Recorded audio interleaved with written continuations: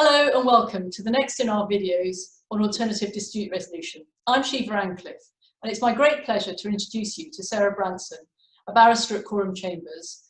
Sarah is an experienced children's barrister, having practiced for 20 years, and she has been a qualified mediator for 11.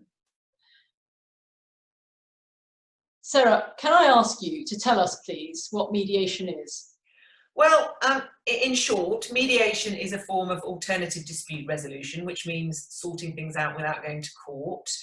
It's a chance for you and your ex-partner to sit down with someone independent and impartial to discuss disputes and to see what you can agree in terms of the arrangements for your children.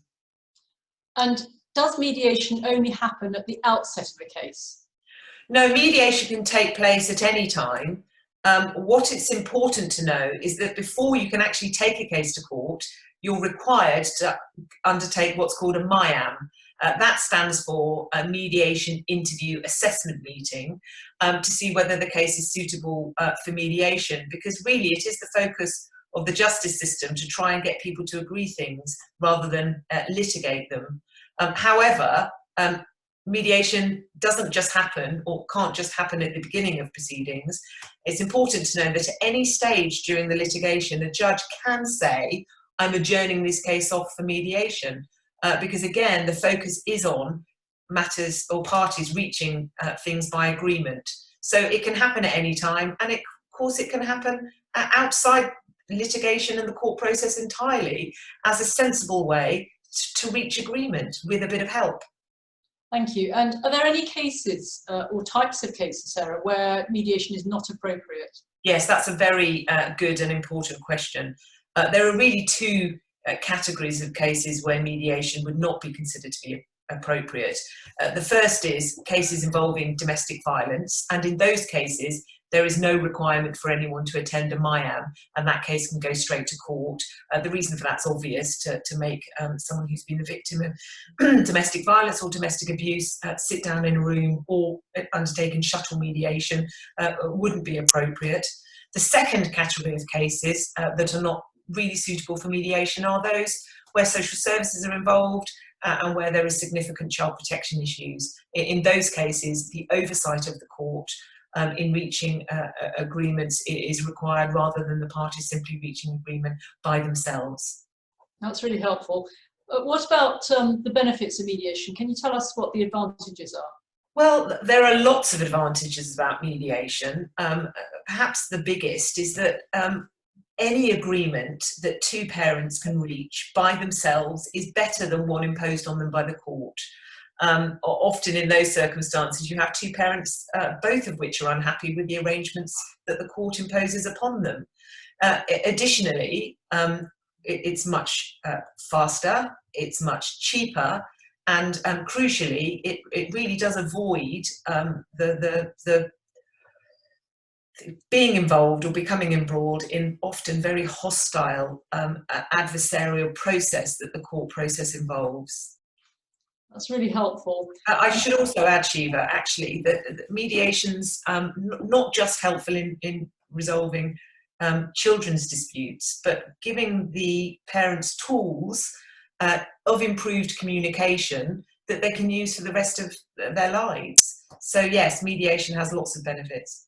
What does the court think about mediation? What's the approach of the court to mediation? Well, the court thinks mediation is essential, and that's why since 2014 there's been this requirement that you must try mediation before you even go to court. Again, there's been amendments to the Children Act that say the court can adjourn it off for mediation to take place. So at every stage, the court considers that the parties are best placed to resolve disputes themselves, and mediation is seen to be a key part of that. Thank you, Sarah. How can you find a mediator? Well, there are lots of services offering mediation. There are barristers' chambers that have dual qualified mediators like myself. There are local mediation services available in every area of the country. There is also the Family Mediation Council, and they have a website that can link you to mediators that can provide services for you. That's really helpful. If you can't decide on the identity of a mediator, what would you do? Well, there's no formal process for appointing a mediator if you can't agree, but there are so many different mediators out there that there are lots of ways of coming to a mutual agreement. Sometimes people pick a list of 3 and identify one. There are, however, just such a plethora of people offering this service that it's hopeful that at least one of them would be agreeable to even the most warring of parents. That's really helpful. What about the cost and the number of sessions that you need in mediation? How is that all determined? Well, nothing is determined in mediation. That's the beauty of it. It's all about consent and mutual agreement. The cost of mediation varies simply between different suppliers. Some people provide sessions for a fixed cost. Other people charge an hourly rate. Some services offer a sliding scale of cost according to your means. And in some limited circumstances, people qualify for legal aid for mediation. So it's about identifying the right service provider for mediation that meets your budget. And that can be one of the factors that you put into place in order to decide who you're going to get to mediate for you. Thank you. What about deciding the number of sessions? Who decides that? So that entirely is in the hands of the participants of the mediation. If mediation is going well, then you can agree to have additional sessions. If mediation breaks down or one party feels that they're not making any progress through mediation, then mediation can come to an end. And at that stage, then the matter could be taken to court, because the mediator under those circumstances would sign the MIAM certificate to say that mediation has been tried and failed. But as is the case in all things of mediation, all circumstances involving mediation, it's the participants in mediation that decide that. That's really helpful. And let's assume, Sarah, that the parties have been able to reach some agreements in the mediation. How is that enshrined into some sort of formal document? Well, it's important to really note that unlike arbitration, any agreements that have come to in mediation are not legally binding. What a mediator can do is set out a memorandum of agreement or of understanding, which can then be incorporated into a consent order, and that can be lodged with the court. And of course, a consent order is legally binding, it being an order.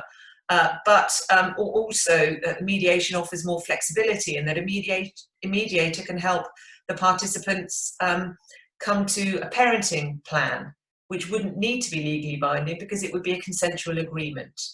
But it's very important to note that a mediation, an agreement reached in mediation is not legally binding. And it's also very important to note that the mediation process is meant to be a safe space.